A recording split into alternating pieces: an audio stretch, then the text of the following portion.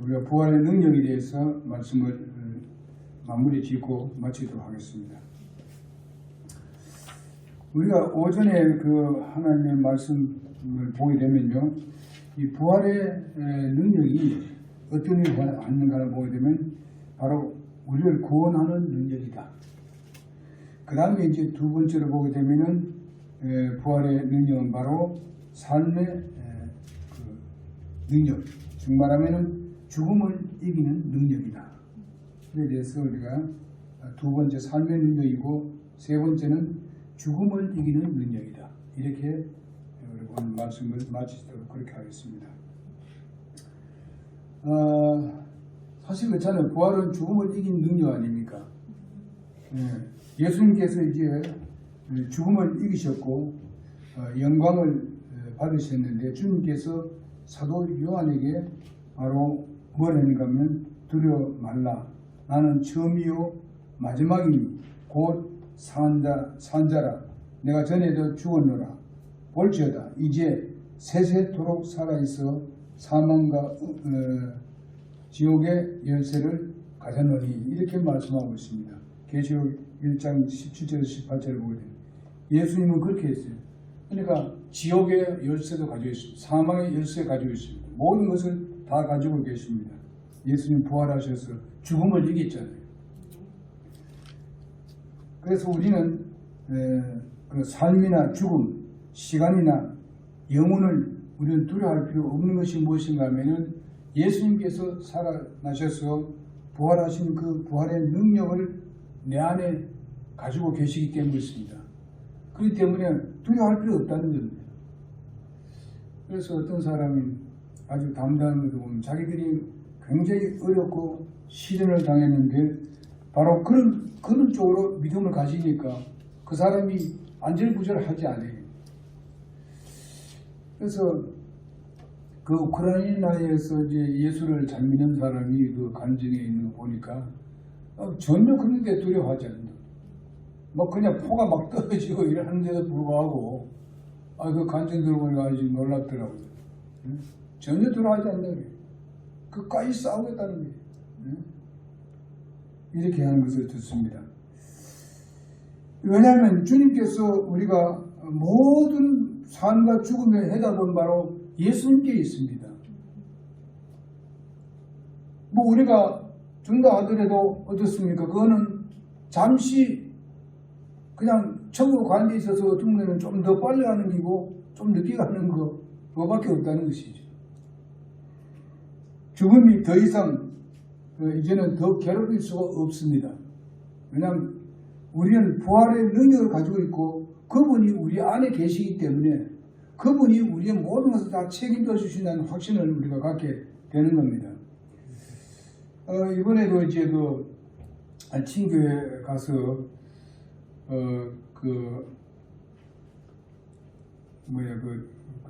행강동 교회에 그 목사님 아들이 신학교를 둘이 신학교 들어왔어요. 들어가고 하나는 이제 졸업하고 하나는 이제 아직까지도 재학생이에요. 근데 이충성 목사님이 저한테 그 아들 둘을 인사시켜요. 그래 내가 이제 우리가 보통 제가 계속 얘기하는 게 있잖아요. 젊은 사람들 얘기하는 거. 하나님이 우리와 반드시 함께 한다 그랬다. 그리고 하나님께서 네 일을 시작했으니까 하나님께서 네 일을 책임져 줄 것이다. 응? 그렇게 하고 정말 기도하라. 믿음으로 기도하라. 그러면은 뒤에 있는 거 염려하지 말고 그냥 그렇게 하거라. 그러면 하나님께서 책임져 줄 거다. 그분은 부활의 능력을 가지고 계신 분입니다. 모든 건 다 주님께서 인도하신다는 것이죠. 그것이 뭐 먹고 살기 뭐 잘 먹고 잘 살고 뭐 이런 게 문제가 아니고 하나님께서 우리에게 그렇게 적당한 걸 주시고 알맞게 채워주시고 이렇게 하시는 분이라는 것을 우리가 믿으면 염려할 필요 없다 이거지. 그러니까 그 학생이 고맙다고 막 인사를 하면서 굉장히 그 확신 있게 하더라고요. 그래 그 사모님하고 그 이충수 목사님하고 그렇게 얘기해 주니까 너무너무 고맙다고 그렇게 얘기하더라고. 사모님이 굉장히 좋아하더라고. 그래 알겠지? 하면서 아마 조금 이제 그 트러블이 좀 그 시장에 들어갈 트러블이 좀 있었는가 봐. 그런데도 이제는 이제 자리를 잡아가지고 그리스도인에게 이제 미래가 아주 희망 있게 된 것이 뭐냐? 바로 부활의 능력 때문에 그래요. 예수님이 내 안에 계시는데 우리가 그런 걸 자꾸 염려할 필요 없어요. 전에 얘기했잖아요. 우리가 주님이 우리 안에 계시고 그분이 시작해서 그분이 이끌어 가신다 했을 때에 어떻게 인도할지는 우리가 잘 모르지만 그러나 내 안에 계신 주님께서 지혜를 주시는 거예요. 그 일을 이끌어가는 데 있어서 그 꼭 필요한 것을 채워주시는 하나님이에요. 주님께서 불러서 세웠으면 주님께서 모든 것을 계획을 하고 불렀어요. 우리를 구원하실 때도 모든 걸 계획하시고 우리를 구원하셨어요. 그걸 믿어요. 그걸 믿습니까? 그걸 믿으세요. 그렇게 믿게 되면 하나님께서 내 안에 있는 성령님이 어떻게 합니까? 지혜를 주시는 거예요. 그걸 감당할 수 있는 능력도 주시는 거예요.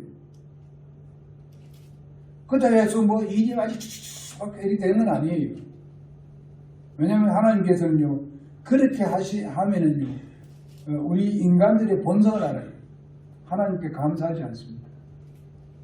일이 잘 진행되고 이렇게 나가게 되면은요, 그냥 여러 가지 어려운 환경 그런 가운데서 그것을 극복해 가는 그런 방식으로 하나님이 이끌어 가시는 하나님이십니다. 그러면서 훈련이 되고, 그렇지 않으면 우리가 훈련 안 되면은 이 세상에 여러 가지 악기는 것이 많은데 그거 다 어떻게 해요? 이겨낼 능력이 없습니다. 왜냐하면 자기를 의뢰하기 때문에 이길 수가 없어요. 하나님께서 훈련을 시켜가면서 하는 거예요. 우리 믿음의 선배들이 훈련 안 받고 그렇게 훈련하게 된 사람이 있습니까? 하나도 없어요. 응? 다윗이 그 왕이 되기 위해서 얼마나 많은 훈련 받은 아지요? 요셉이 그 정말 거기에 다른 나라에서 왕노릇 할 수 있는 것, 사실상 왕노릇 한 게죠. 총리지만. 그냥 됐습니까? 얼마나 많은 훈련을 받은 걸 알지요? 우리 그리스도인들도 날마다 우리는 훈련이 됩니다. 왜냐하면 세상과 우리가 더불어 살기 때문에 사는 동안에. 그리고 우리가 육을 가지고 있습니다. 완전히 부활체를 가지고 있는 몸이 아니잖아요. 그래서 우리는 훈련이 필요한 거예요. 그래야 우리가 악한 사단의 역사를 우리가 이겨낼 수 있는 거예요. 그리고 교만하지 아니하고 사람이 겸손한 거예요.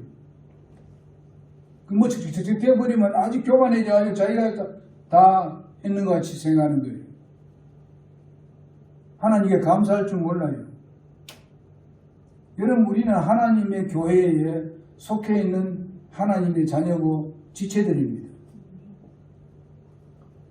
그러면 우리는 이 교회를 통해서 내가 복을 받는다고 생각해야 되는 겁니다.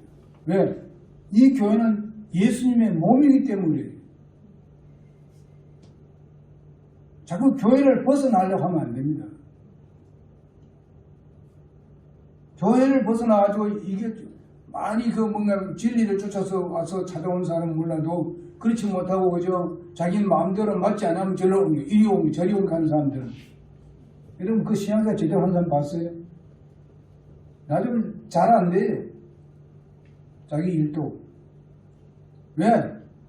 교회를 무시하고 자기 마음대로 돌아다니기 때문에. 절대로 마음의 변함이 없어요.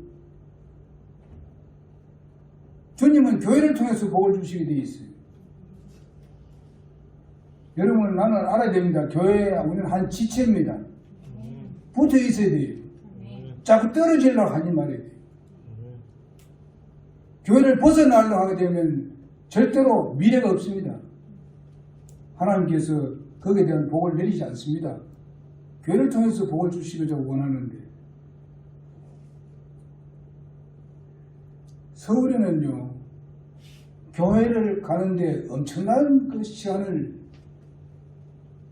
도로에서 많이 빼앗깁니다.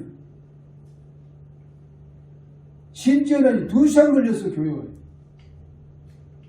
2시간 이상 걸려요. 그 옆에 있는데 아무도 교회 나오면 되죠. 그렇잖아요. 근데 그게 아니에요. 신앙도 틀릴 뿐만 아니라 믿음도 틀리고 하나님 말씀이 바로 전하지 않으니까 거기 안 가는 거예요.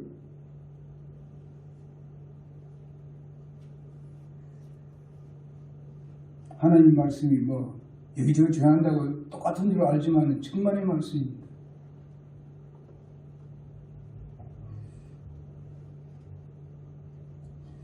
그래서 우리 데살로니가서 4장 13절 14절에 보게 되면요, 형제들은 자는 자들에게 관해서 이런 말이 나옵니다. 그건 뭡니까? 그 사람들이 이제 죽은 사람들을 말하는 겁니다. 누가? 예수 믿고 죽은 사람들. 그러나 예수님께서 언젠가는 부활하신 예수님께서 공중에 오시잖아요. 그런데 그 사람들이 먼저 부활한다고 그랬습니다. 그리고 우리 뒤에 살아있을 때 지금 오늘 오시면은 우리가 이 살아있는 몸 자체가 변화를 입어서 하나님 나라로 들림을 당하잖아요. 누굽니까? 그것도 전부 다 부활의 능력이에요. 부활의 능력 때문에 그렇게 되는 거예요. 예수님 부활하셔서 승천하셨고, 지금 부활하신 예수님이 바로 부활체로 지금 하나님의 보좌 우편에 앉아서 중보 역할을 하고 계십니다. 그런 예수님이 다시 이 땅에 내려오시는 겁니다. 공중에 올 때는 우리가 들림을 당하지요. 그래서 주님 만납니다. 이 땅에 와서 다스리는 것도 부활의 능력 때문에 그래요. 부활의 생명 때문에. 그래서 예수님께서 요한복음 14장 19절에 보니까 나는 부활이요 생명이 나를 믿는 자는 죽어도 살겠고 살아서 나를 믿는 자는 죽지 아니하리라 그랬어요. 예수님 오시면은 우리가 살아있는 사람 우리가 죽지 않지요. 바로 변화돼서 올라가지요. 그러나 이래나 저래나 우리가 염려할 필요 없어요. 죽음에 대해서. 우리는 주님 오시면 다시 부활의 생명으로 우리가 주님을 만나게 될 것이고, 죽었다 하더라도 우리는 어떻습니까? 부활의 채로 우리가 다시 살아나잖아요. 우리의 믿음의 선배들이 이런 것을 확신을 갖고 있었기 때문에 죽음도 두려워하지 않았어요. 그 핍박이 심해도 많은 사람들이 순교당해도 난 예수 안 믿겠다 그래 하지 않았어요. 세상 사람 같으면 한마디만 하게 되면 그냥 풀려나는데, 그래서 많은 사람들이 순교당하는 사실입니다. 우리 믿음의 선배들이. 그들이 바로 거의 다 침례 교도들입니다.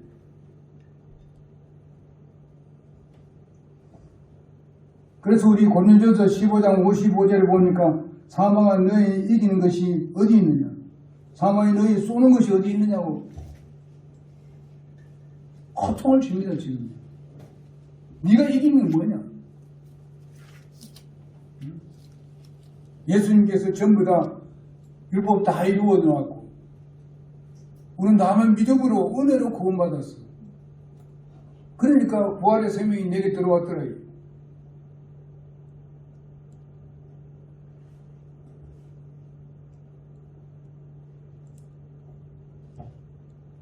그래서 예수님께서 우리가 사는 동안에 다시 오시지 아니하시면 우리도 육체의 죽음을 우리가 경험해야 하는 것입니다.